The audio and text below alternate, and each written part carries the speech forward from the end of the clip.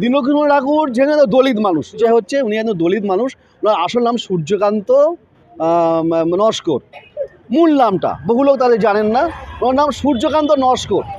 উনি দীনবন্ধু ঠাকুর হয়েছেন, তিনি কীর্তন করতে গিয়ে ওনার নাম এই পদবিও তিনি পেয়েছেন, দীনবন্ধু ঠাকুর পদবি পেয়েছেন।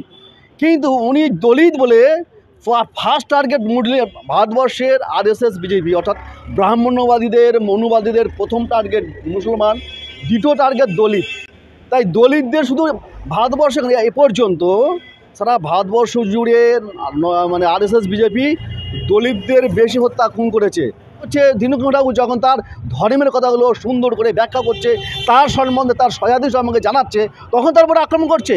এই মানুষগুলো তার মানুষকে যখন পুড়িয়ে মারে, যার মানুষ মা বোনদের ধর্ষণ করে, তাদের সেই শক্তিশালী বাহুবলী দেখা যায় না। তারা জয় শ্রী আমরা তখন পেটাতে যায় না, তো রাস্তায় নামে না।